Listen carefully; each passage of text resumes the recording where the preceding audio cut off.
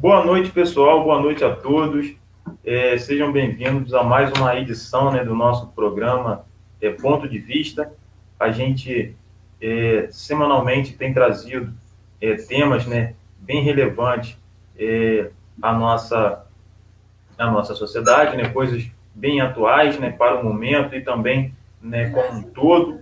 E dessa vez, né, não é diferente, né, a gente vai falar hoje sobre um assunto muito desafiador, né, um assunto, infelizmente, muito atual também, sabemos, né, como a gente tem lidado com a discriminação racial, como a gente tem, né, muitas pessoas têm sofrido os efeitos disso, e a gente vai estar conversando um pouco, né, sobre essa temática. De antemão, né, quero agradecer eu, pastor, teólogo, psicólogo, psicanalista, professor Elisa Hermenegildo, muito atuante, nessas temáticas, nesse movimento também. Agradecer o senhor pelo convite, por ter aceitado o convite, na verdade, e estar disposto a estar conversando com a gente, trazendo coisas assim esclarecedoras, que a gente possa realmente buscar, andar de cabeça erguida, entender de onde a gente veio, entender o que está acontecendo, como foi construído todo esse processo racista, né, e também, né, como foi um pouco o processo o sistema escravocrata brasileiro, né. A gente vai estar conversando sobre várias coisas aqui hoje. Pastor, muito bem-vindo, tá? Obrigado por ter aceitado o convite. E passo para o senhor, né, para o senhor fazer as suas considerações iniciais, né, quiser também fazer a sua apresentação, falar um pouco da seara que o senhor vem dando, vem trabalhando. Boa noite, pastor. Boa noite, boa noite. Mais uma vez estamos aqui, né? Esse trabalho que nós fazemos de conscientização da necessidade de nós assumirmos quem somos, porque somos e como somos, como professor de teologia, como pastor, teólogo, psicanalista. Então, o povo brasileiro, né? Que é maioria, são negros e pardos, mas nós ainda estamos longe de uma equidade. Né? E nós, na nossa militância, né, nós temos procurado trazer à realidade esse evangelho multiforme, esse evangelho colorido, esse evangelho inclusivo, né, esse evangelho do dia a dia. Né? Então, esse nosso objetivo, onde nós mostramos, onde nós ensinamos, para que o nosso povo, que é a maioria, sinta-se em casa e acolhido na sua própria terra. Essa conscientização é importante, muito importante. É verdade, é verdade. Pastor, olha só, é porque a coisa é muito forte, é porque tem pessoas que são negras, pardas, mas como esses termos foi, ao longo da história, foi construída uma conotação negativa, essas pessoas abrem mão da sua subjetividade, né?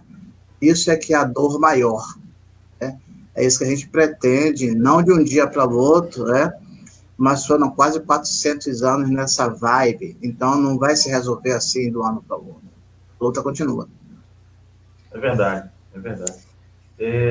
Pastor, muito bom, né, recebê-lo, dar boas-vindas também para todas as pessoas que já começam a entrar aí na live, para estar participando conosco, né, que chegam para também estar opinando, ouvindo um pouco sobre aquilo que o senhor tem para nos orientar, né, acima de tudo também, né, para nos incentivar e fortalecer, né, como eu falei anteriormente, andar com a cabeça erguida, assumir também o nosso protagonismo, né, como povo preto, como povo negro, né, e estar de fato fazendo com que a sociedade entenda a nossa relevância e a nossa importância, né, dentro, né, da Constituição aí, né, do povo brasileiro. Muito obrigado novamente. Tá bom, pastor? Tranquilo, estamos aí. Então, obrigado. Pastor, eu vou, né, falar um pouco, né, a gente tem aí vivido casos assim recentes de morte de negros, né, casos assim que saíram na mídia e que vêm também reforçando, né, a importância dessa temática, o que torna, né, mais uma vez essa temática atual. Né? Essa temática é uma luta diária, né, das pessoas também que não têm voz, né, mas casos agora que saíram na mídia reforçam a importância de a gente estar discutindo isso. Né? A gente pode citar aí o caso do George Floyd, né, do americano, né, que foi morto lá por um policial, que ficou com aquela frase emblemática, né, que eu não consigo respirar, aquilo fez com que, enfim, a gente sente junto, né, toda aquela dor, né. A gente teve o caso do menino de 14 anos aqui da São Gonçalo, João Pedro, né, alvejado, né, de forma cruel. A gente teve um caso agora mais recente também do menino Miguel, que caiu do 9º andar lá, né, e como tem sido lidar disso, das autoridades até judiciais, né, com esses casos, e a gente, assim, vai ficando bem, às vezes, enojado, e a gente vai buscando saídas. Né. É importante falar também, né, que o racismo, na verdade, né, ele vai aí, né, como sua definição, né, falar de toda distinção, exclusão, né, ou restrição, né, uma coisa que, de fato, distancia as pessoas, né, pela uma descendência, né, uma origem ética, né, étnica, racional, né, anular também os direitos, né, o reconhecimento, né, o gozo pleno da questão da igualdade social, isso tudo, né, pode estar se definindo como racismo, né. E o pastor também comentou, né, o senhor comentou, falou um pouco desse mito, né, pastor, às vezes até que é da democracia racial, né. É um mito. É um mito, né, que todos somos iguais, e na verdade a gente sabe que não é isso que tem acontecido, né. E esse mito também ele foi enraizado lá atrás. A realidade nunca aconteceu, né? Exatamente, exatamente. Né? E ele também, assim, ele foi enraizado, né, lá atrás.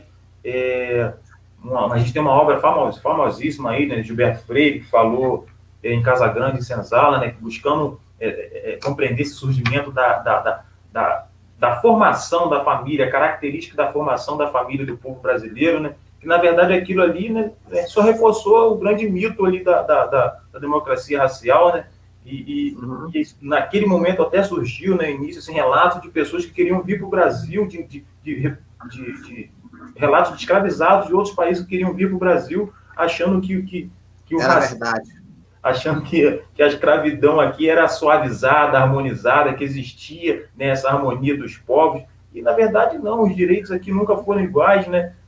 Outra coisa, fato importante também que mostra, né, que logo né, esse livro permeia ali os anos 30, no final do século XIX ali, a gente tem também, né, a questão da Constituição, que vem e fala da existência, né, do racismo. Então, se a Constituição fala da existência do racismo, né, como se defender essa teoria que todos nós somos iguais? Né? Ela própria admite, né, pastor, essa questão da desigualdade racial, né, e fala bastante, né, desse sistema de opressor, né, versus oprimido, né? E a gente sabe, né, o quanto tem sido realmente ser negro no Brasil, um país que foi escravocrata, né, por quase 350 anos de escravidão, né, e isso só mesmo reforça, né, como é importante essa temática e a importância também de políticas reparadoras para esse efeito. Né? A gente tem muito menos tempo de liberdade, digamos assim, né, de abolição, liberdade entre aspas, do que foi o tempo de escravidão. Né? Exato, então, foram quase 400 anos, né? Exatamente. Essa é a realidade.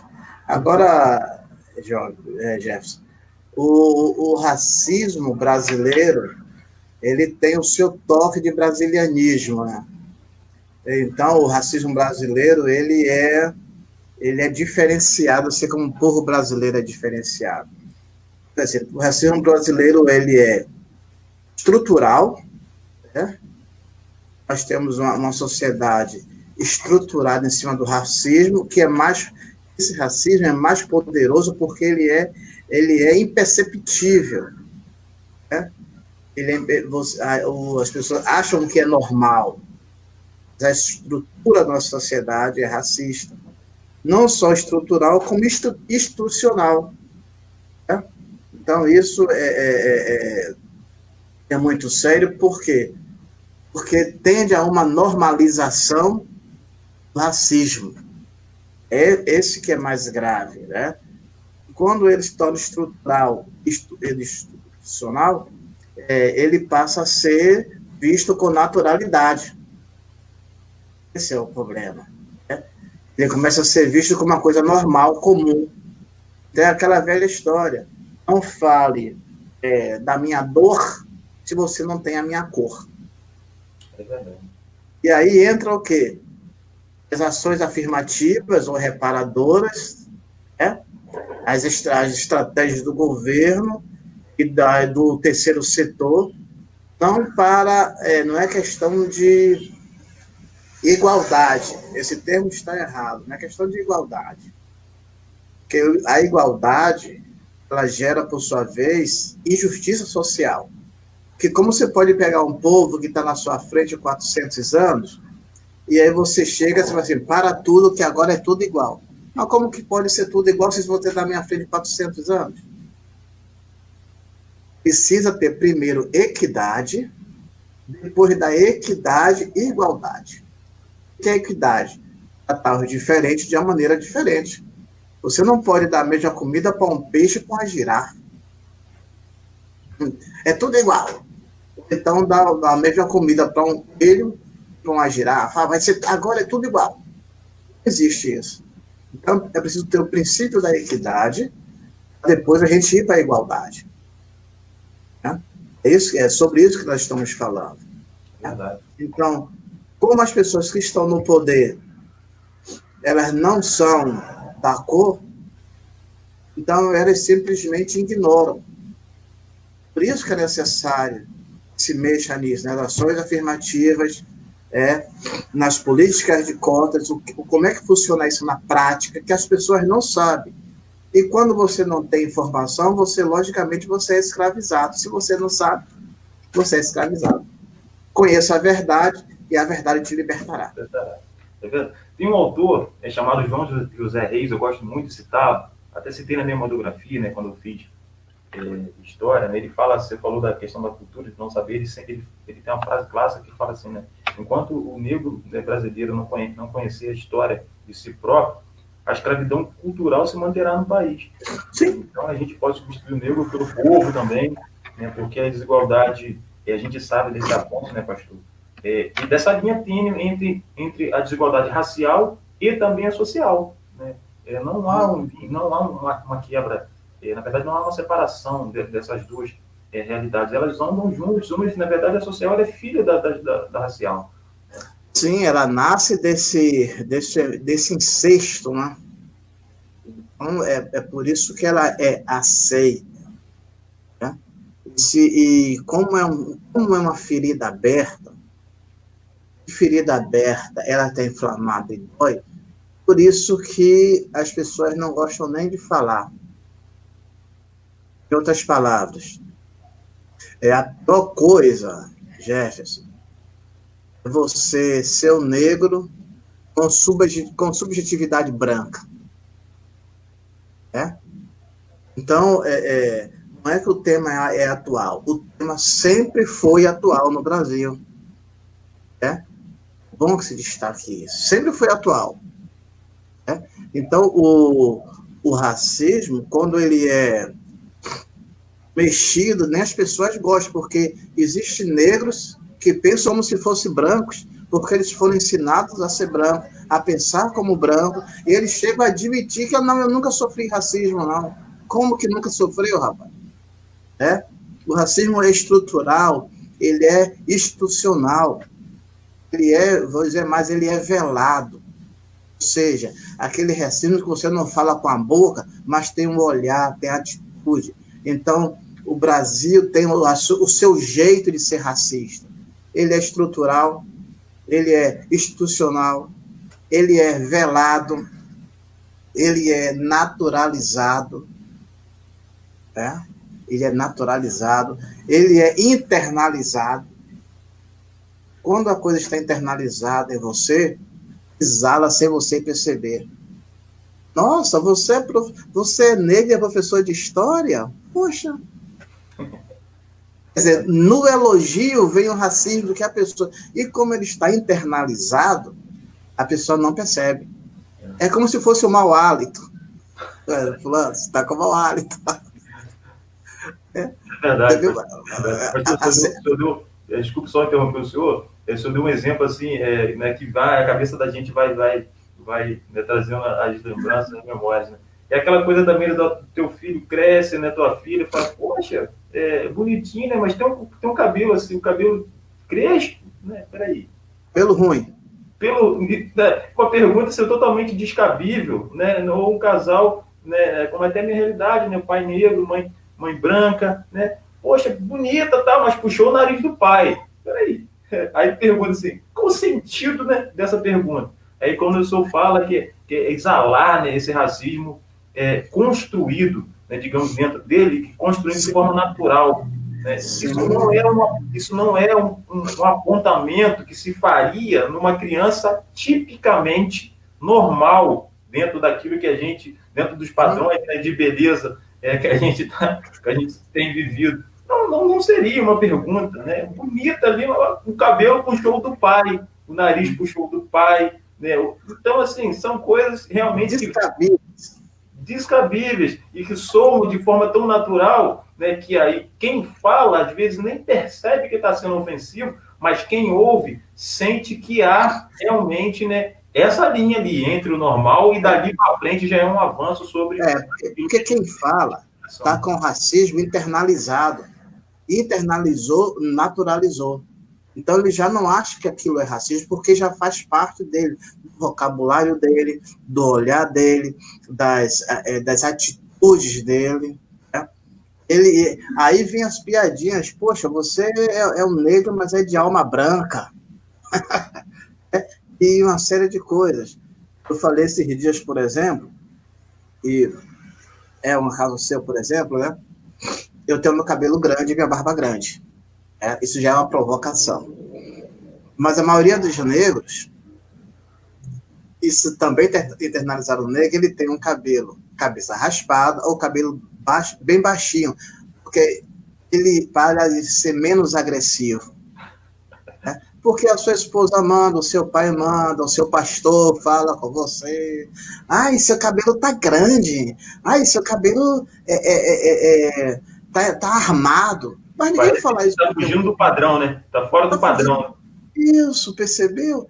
Aí o negro, até inconscientemente, ele mantém sempre o cabelo baixinho, comportado, né?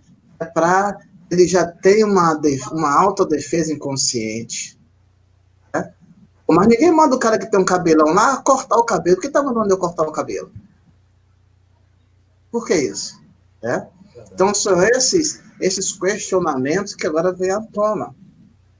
Por que está vindo à tona agora? Porque agora tem rede social, tem internet.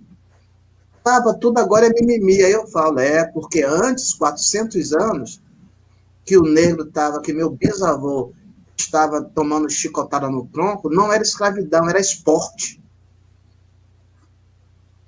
Então, é pesado. A dar um sacode. Não só da minha família, por exemplo, eu venho de Salvador, a maior aglomeração de negros no Brasil, mas os negros não estão no poder em Salvador.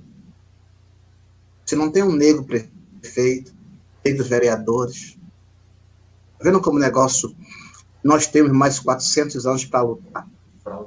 E essa temática, né, o senhor falou de Salvador, que realmente tem um número muito grande, mas essa temática é do Brasil todo, né? Se a gente pegar aí a quantidade de candidatos eleitos também, né? Sim, é minoria, grande minoria. É a grande minoria, não se valoriza mesmo, né? O povo também, ele não se valoriza candidatos, né? Fica também na margem daquilo que é perfeito para chegar no poder. Porque existe um programa criminoso, velado, de invisibilidade da cor. Né? Por exemplo, nós temos aí o Silvio Almeida. Né? O cara apareceu na Roda Viva, bombou. Então, essas pessoas que são pensantes e que estão na mídia e são celebridades, existe um projeto velado de não dar visibilidade a essas pessoas. Então você fica sem referencial, né? E quando você fala em racismo, você diz, ai, que assunto chato, não gosto de falar nisso. Isso porque é uma ferida aberta. Ferida aberta. Ou aquela defesa daquele jeito. Não, eu não sou racista, então é melhor a gente nem falar nisso. Aí é aquela velha história, né? Não é preciso não ser racista, você tem que ser antirracista. Exatamente. Né? Você falou no George Floyd, no Brasil, tem milhares de George Floyd todo dia. Invisíveis. Visíveis, é isso que eu quero falar. Né? Visíveis. Mas quase todo dia é só você chegar a Holanda, aqui em Macaé, Malvinas, aqui em Macaé, as comunidades do Rio, todo dia tem George Floyd. Não são celebridades. O povo não se revolta, os pastores não falam. A omissão é pecado, a omissão é crime. E nós temos o evangelho europeu, americanizado, o evangelho branco. Essa é a realidade. Muito bom, pastor. Muito bom. Pastor, dentro dessa temática, né, dessa discussão, eu trago até para o senhor um questionamento, né, que é, né, digamos, um tópico do que a gente está conversando hoje, que são esses efeitos. A gente já falou bastante coisa, né, mas queria que o senhor falasse mais um pouco, né, sobre os efeitos de quem sofre, né, discriminação racial. Né? O senhor já falou os efeitos comportamentais, mas, né, deixe sua vontade para fazer algumas colocações, se há algo também, e até mesmo dentro da sua atividade de trabalho, né, sem ser atividade pastoral, até atividade como de psicologia, né, se o senhor lida com...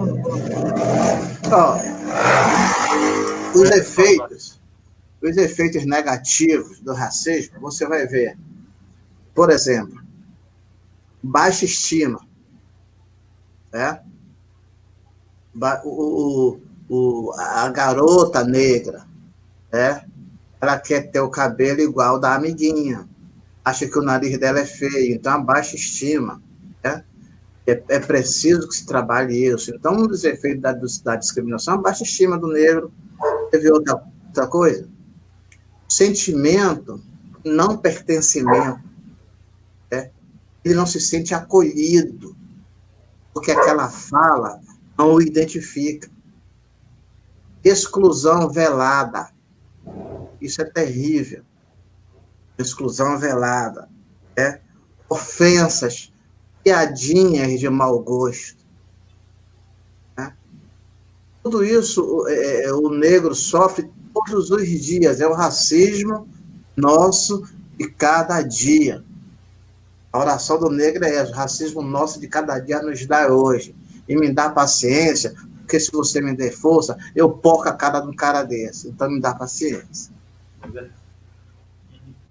Se aprende brincando, né? Porque a gente vive numa sociedade tão racista que a gente aprende o racismo brincando.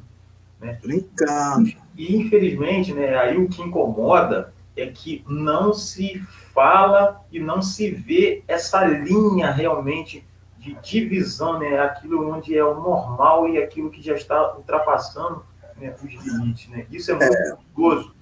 Está tão natural, né, que está se tornando perigoso, né, esse tipo de atitude. Né? E não se há mais uma divisão. Tudo é normal. Né? E quem vai contra isso, que de repente, o negro que é combatente à discriminação racial, às vezes é até marginalizado na própria sociedade, no sentido de se colocar de lado. Fulano é chato, só fala nisso. Né? Porque, né, tirado sua voz.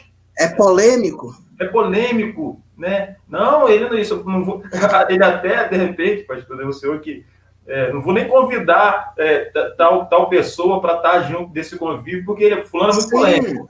Mas eu passo por isso, porque eu sou desconvidado. Eu sou desconvidado, porque a ovelha do cara me chama.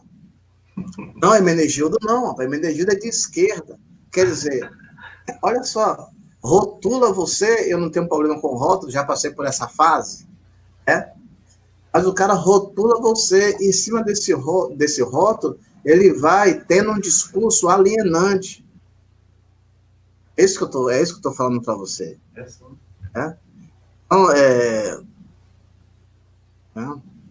verdade. Pastor, quando o cara vem assim com o discurso da miscigenação, somos tudo consciência humana, Entendeu? Eu digo, é porque nos 400 anos de escravidão a consciência não era humana, não, era consciência de porco. É verdade, é verdade. A própria caracterização, digamos assim, como é que é um termo que eu posso usar, né? A questão da cor mesmo, colorização ou colorismo, digamos assim, né? A multiforme, né? Né? E a questão também de fenótipo, né? De características físicas, né? Até aquilo que é defendido como do povo preto, da negritude aqui no Brasil, é diferente do que é construído lá fora, né? A gente pode até trazer o exemplo americano, né? O negro americano lá, né? Os seus traços realmente, né, físicos, né? Mesmo ele da pele clara, né? Vão caracterizar a sua negritude, né? Digamos assim, né? Já aqui no Brasil, qualquer pessoa que fuja um pouco da cor preta, né, que tem a pele mais clara, o cabelo melhora um pouquinho, né, se esquece que lá atrás ele teve qualquer origem, ele teve uma origem, né, de algum, vindo de algum tipo. A pior coisa é quando você nega a sua subjetividade. E aí vem uma outra questão, a questão da omissão, né? Não se fala no assunto, não se toca no assunto, porque, voltando, é uma ferida aberta. E ferida aberta não se mexe, porque dói. Né? Mas é aquela história, se você não mexer na ferida e não espremer o pus, não sara. É verdade, é verdade. Por isso que a coisa é extremamente séria. Né? E quanto mais esse assunto for sendo conscientizado, esse é o termo, é para ver se daqui a uns 10 anos isso está um pouco melhor. Porque é um investimento a longo prazo. Porque o racismo, ele é construído, ele é ensinado desde criança, em todos os segmentos. Por isso, quando a pessoa chega na idade adulta, ela tem até dificuldade em se identificar com a sua subjetividade. É verdade, pastor. Pastor, esse projeto não começou agora, né?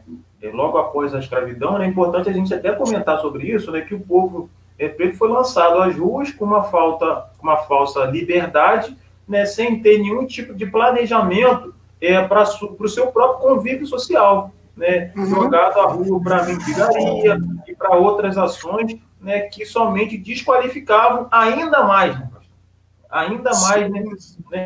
Após ali a abolição. E é importante também, pastor, só para, né, antes de passar a palavra para o senhor, dizer que também que a abolição da escravatura também não foi, né, um presente, né, uma pressão econômica, né, da época, né, com ameaças de bloqueios, né, econômicos, com o Brasil de sanções, né, econômicas, porque o Brasil ainda era um dos poucos resistentes em ter um sistema escravocrata. Então é importante saber que isso também não foi um ato bondoso, foi um ato político-econômico, né, que foi feito realmente para manter o Brasil numa rota, num fortalecimento comercial. Né? Isso assim, é muito bom a gente esclarecer, porque de repente tem pessoas que estão até nos assistindo e que não ainda entenderam como é que foi o contexto dessa coisa.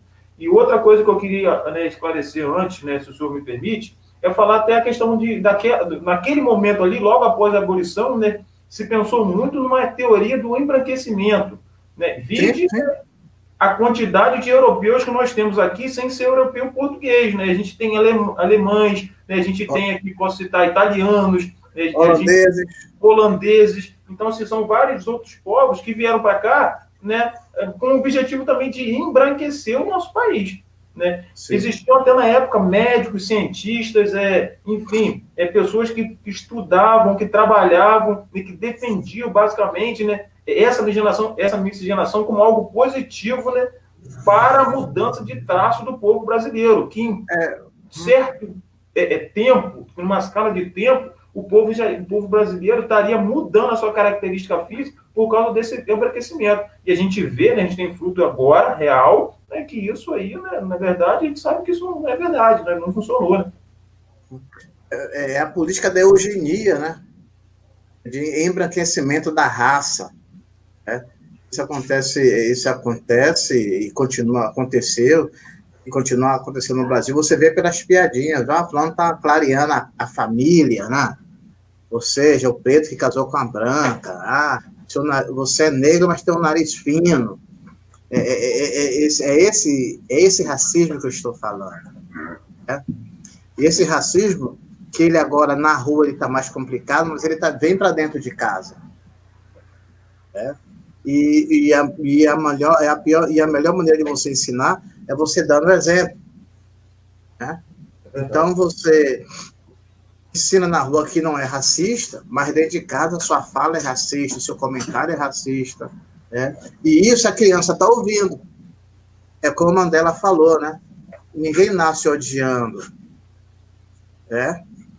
Se está odiando porque ela foi ensinada. A criança, ela odeia porque ela foi ensinada a odiar.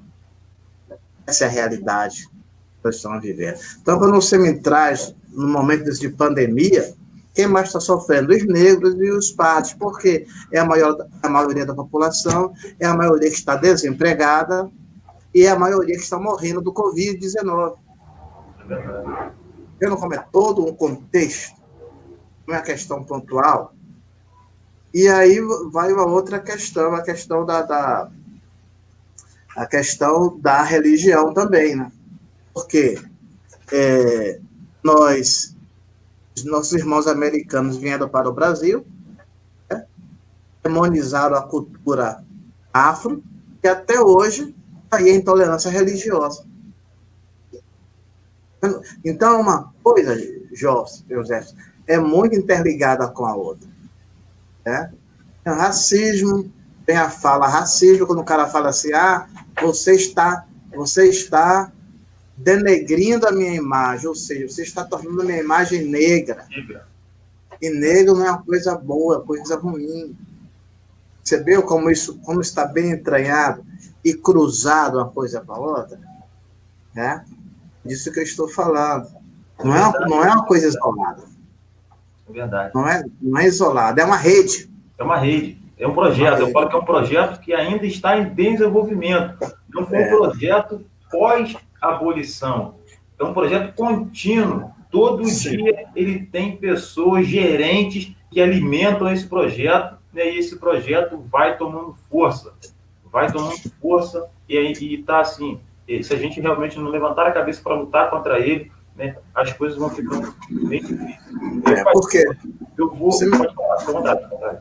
Na questão da escravidão, o Brasil foi o último país aqui das Américas a acabar com a escravidão, ao menos oficialmente. O que aconteceu? Você jogar os negros na rua, sem lenço, sem documentos, sem indenização, sem absolutamente nada, importou e doou ao estrangeiro as terras. Pode observar. Sim, mas essas terras aqui é do meu bisavô. Pode ver que o bisavô dele tem o nome europeu. Né? Porque, na realidade, após a escravidão, foram atos criminosos contra os escravos. Literalmente. A história está aí. Nós estamos aqui ainda com essa estrutura escravocrata. Nós temos uma cultura escravocrata que precisa ser conscientizada nas escolas, que você não estuda a cultura negra nas escolas, que você demoniza. Essa é a realidade. Né? Mas a gente chega lá, porque a luta a gente continua na luta. É verdade. E é muito importante, né, o senhor falar dessa questão dos estudos, da educação, né, que vai bastante bem de contra aquilo até que eu tinha citado anteriormente, a questão mesmo do conhecimento da história de si próprio. Né? Isso é muito importante. Aqui no nosso município até, né, a gente tem aí uns grandes símbolos de resistência negra, que poucas pessoas conhecem, sabe? O Quilombo, que foi aqui na Serra Macaense, eu sou aqui da Serra Macaense, né? Aqui na região do Pitrapiche, ali tem uma serra chamada Serra do Deitado, que faz divisão do campo. Ali teve o segundo maior símbolo de resistência no Brasil em relação a Quilombo, que é o Quilombo de Carucambo. Foi aqui. Mas não se fala sobre isso. Entendeu? Existe um projeto de apagamento da cultura negra. É isso que eu estou falando, né? Mas não se sabe disso, não tem nenhuma placa lá, não tem nada. Não tem, não se comemora essa resistência como algo positivo. Exatamente. É coisa de preto. Coisa de preto. É coisa de preto. Né? O senhor falou, pastor, na verdade, assim, pegar, né, dessa conversa, eu vou, um minutinho rapidinho, vou tentar abrir aqui uma página aqui, né, simultânea, para falar sobre uma página aqui na internet, para falar aqui sobre um ativista ganês. Ó, tem até um vídeo que é bastante conhecido, acho que não vou conseguir reproduzir aqui, mas vou ler, né, o que ele fala. Né? Um ativista, né, ganês, radicado no Brasil, o nome dele é Nabi Clifford, né? Ele fala assim, ó, preto é o único termo aceitável. Né? Aí fala da seguinte forma: um país, né, o Brasil, usa as palavras como lista negra, dia negro, magia negra, câmbio negro, vala negra, mercado negro, peste negra, buraco negro, ovelha negra, a fome negra, humor negro, seu passado negro, futuro negro. Não deveria chamar uma criança de negro. Se pegar o dicionário da língua portuguesa, está escrito assim, né? Negro quer dizer infeliz, maldito. Né? O brasileiro, quando valoriza alguma coisa, ele não fala negro, ele fala preto. Né? Ele não come feijão negro, né? Ele come feijão preto. Né? O carro dele não é negro, é preto. Né? Ele não toma café negro, toma café preto. A fome, né, é negra. Né? Quando ganha na loteria, né, ele ganha uma nota preta, não ganha uma nota negra. Né? Se branco não é negativo, né? Preto não é negativo, né? Mas negro, essa palavra é 100% negativa, ela atrasa, né? Isso causa morte, causa miséria, doença, né? Já que o mundo mudou, né? Devemos mudar a nossa linguagem também. Olha que coisa interessante, né? Porque isso foi construído, né? Isso foi construído, E para desconstruir, dá trabalho. Dá trabalho. Ou seja, o que é negro automaticamente é associado a uma coisa ruim. A nuvem negra, né? O dia negro. Quando é uma coisa boa, então, uma coisa boa sendo negra, deixa de ser negra e passa a ser preta. Né? Ganhou uma nota preta na loteria. Você viu? Fulano de tal gosta de feijão preto, não é feijão negro. E aí, por aí vai. Verdade. Pastor, outro ponto, né? Vamos ver agora, falar um pouco, pastor, sobre, né, eu abri aqui um arquivo para verificar aqui, né, no nosso andamento de tempo também. Vamos falar agora, pastor, eu quando convidei o senhor, falei, pastor, o assunto é bem desafiador, né, porque a gente quero falar bastante, assim, entender mais, buscar mais, porque eu sou defender, de fato, as políticas reparadoras, as políticas públicas para o povo preto, que não é minoria, né, mas eu preciso também, né, tocar num assunto que eu acho de extrema relevância, né, de como a igreja, os pastores têm lidado com essa temática, porque, né, tem feito algum tipo de abordagem sobre esse assunto, pastor? Acontece esse tipo de abordagem? Isso é eu posso falar que eu nasci e me criei em Igreja Batista, né? E eu posso falar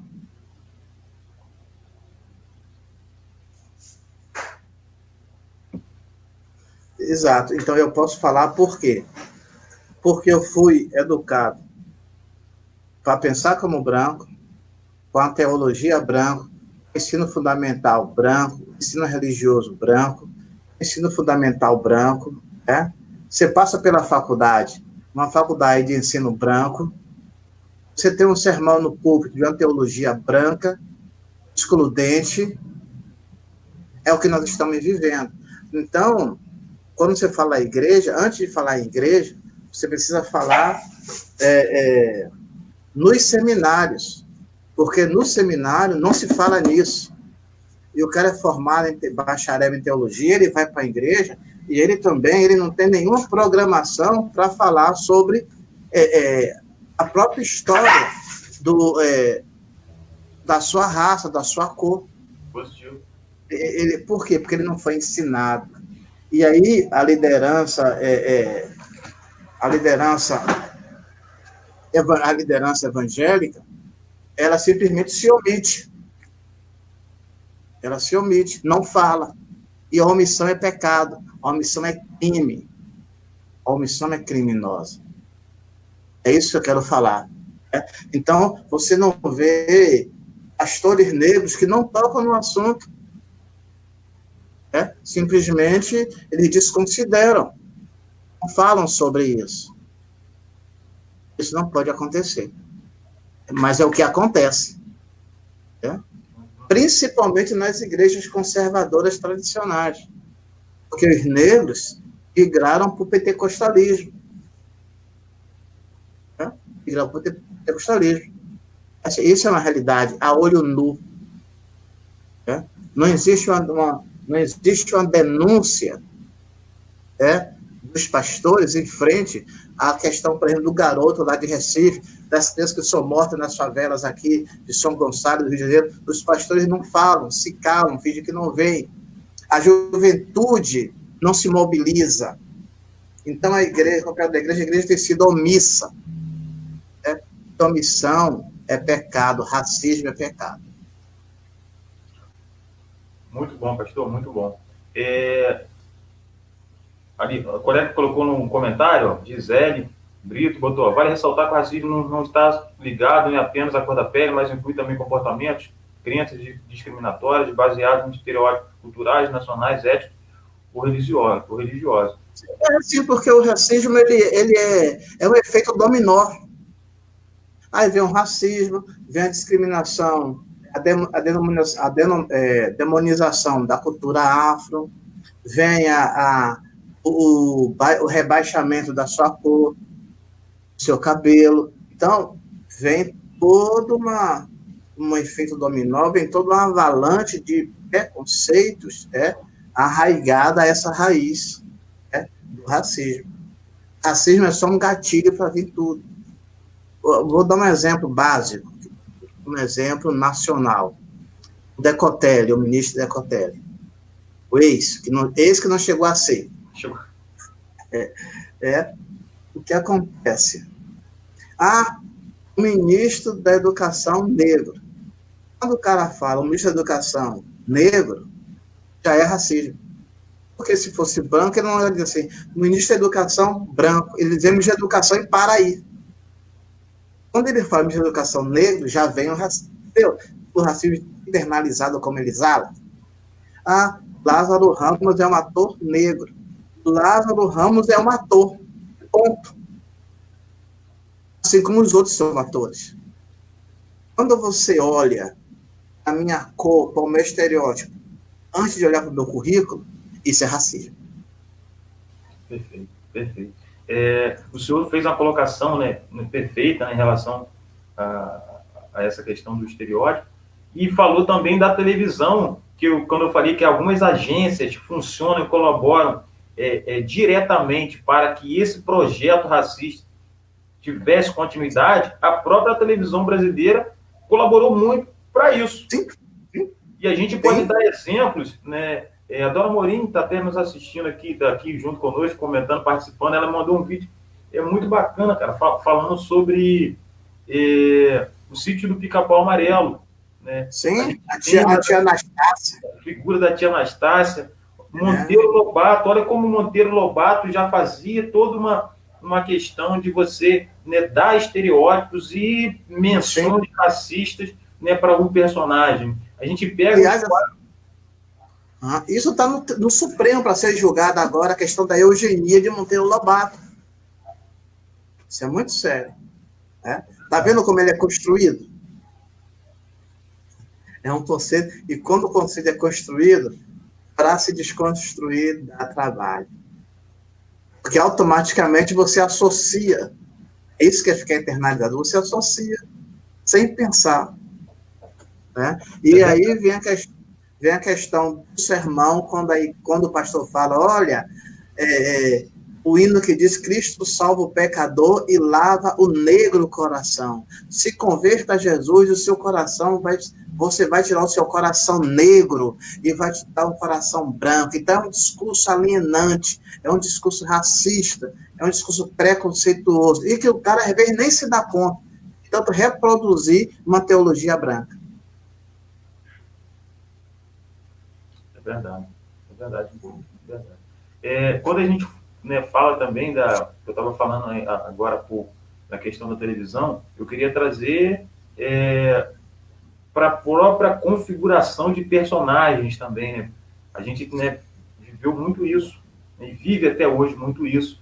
Personagens de destaque positivo, né, dificilmente são né, da pele preta, né? Então, assim, é um processo, né, que vai colaborando para somente fortalecer, né, esse pensamento, né, essa normalidade, né, dessa diferença. Né? E eu vejo, né, como esse grande gatilho, né, racial, de cor, né, para né, a discriminação social, né, que hoje, né, a questão do respeito também, ela precisa ser discutida, né, para com o outro, com opiniões, com tudo, né, a gente vive um país tão dual, né, digamos assim, né, tão extremo, né, tudo, né, é uma construção de como você foi aprendendo a lidar com essas questões, né, polêmicas até, né, se você não teve um bom entendimento, né, da diferença das coisas, você tem muito mais dificuldade de lidar com elas.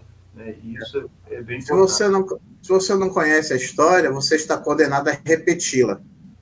Né? Se você não conhece a verdade, você fica escravo da mentira.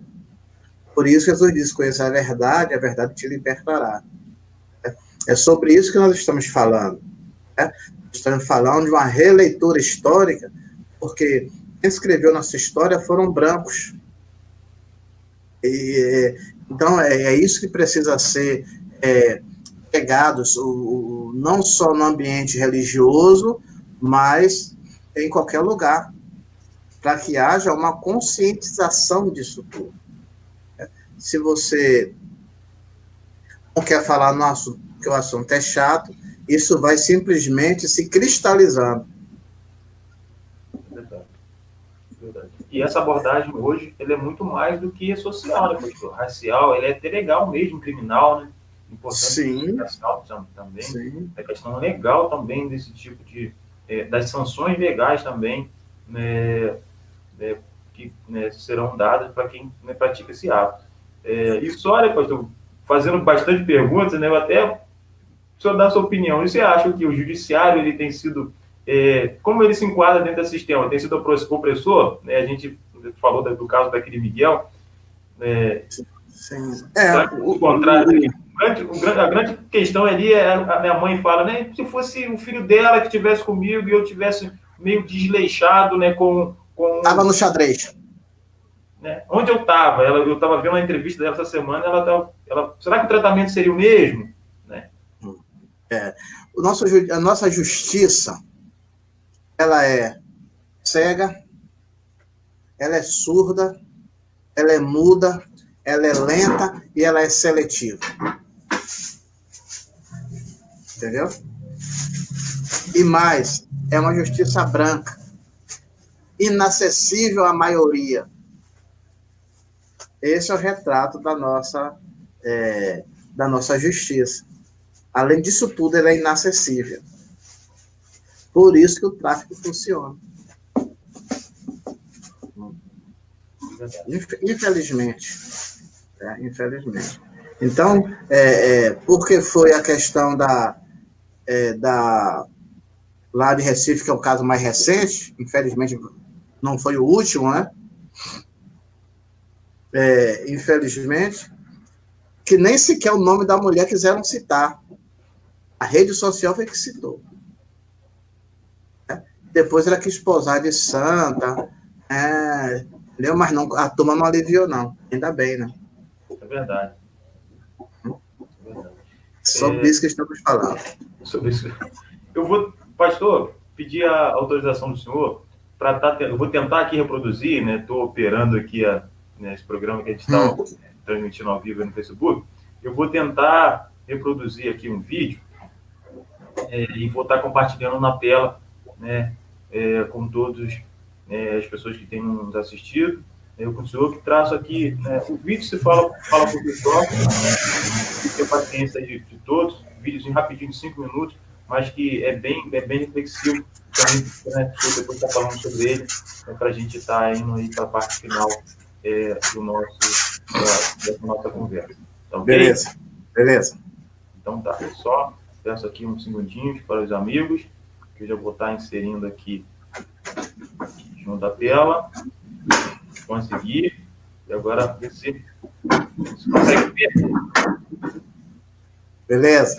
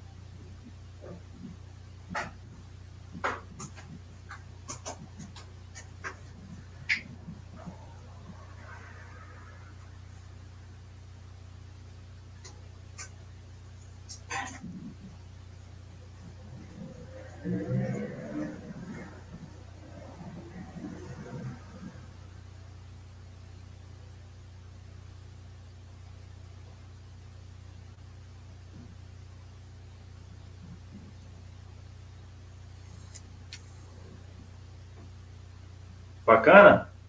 Bacana. É uma triste realidade.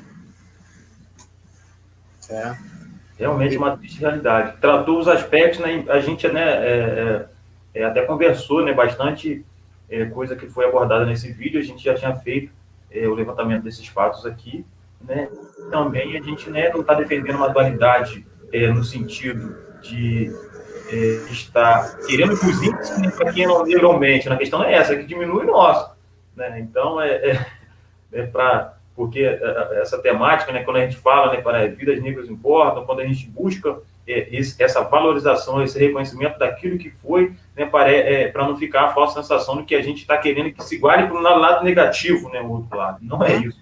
A gente quer, na verdade, que diminui as ações, né, contra o nosso povo. Né? Pastor, coloco o senhor, eu passo de novo para o senhor para fazer uma explanação, falar, né, ficar à vontade para falar qualquer coisa que queira falar dentro dessa...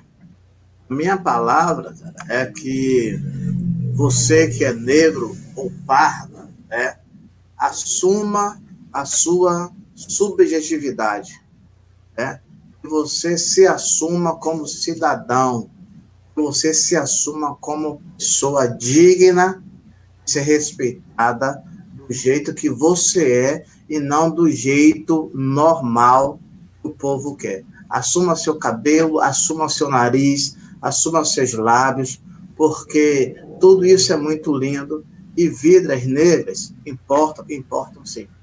Boa noite. Boa noite, pastor. Muito obrigado, tá? Eu vou estar encerrando aqui, pastor. Fica na tela um pouquinho, só para fazer os agradecimentos aqui rapidinho, né, e a gente encerra aqui o quadro como um todo. Agradecer a todos que participaram mais dessa edição. Né, na semana que vem, na terça-feira, a gente vai estar falando sobre outro tema. Semanalmente, a gente tem abordado alguns temas aqui. Agradecer novamente ao pastor Luiz Hermenegildo pela maneira como lidou, né, também como lida com essas políticas sociais, raciais, e pela maneira como lidou aqui no debate. Foi muito bacana, pastor, muito bom. Agradeço de coração, né, ter aceitado o convite. Espero que não seja o único, né, que a gente mais vezes possa estar falando sobre várias outras coisas. As pessoas que participaram, meu agradecimento. Todos que gostaram e que não gostaram também, que compartilhem, que curtem, que comentem, né, que tragam essa discussão, né, porque não é algo fechado, não é algo que tem que ser multiplicado, tem que ser debatido, tem que ser entendido. Né? Faça lá seu comentário, sua curtida, compartilhe, compartilhe nos seus grupos de amigos, né? Ajude a gente a multiplicar essa ideia, tá ok? Gente, olha, muito obrigado, boa noite a todos, tá bom? E até a próxima semana. Tchau, tchau. Obrigadão. Tchau, tchau.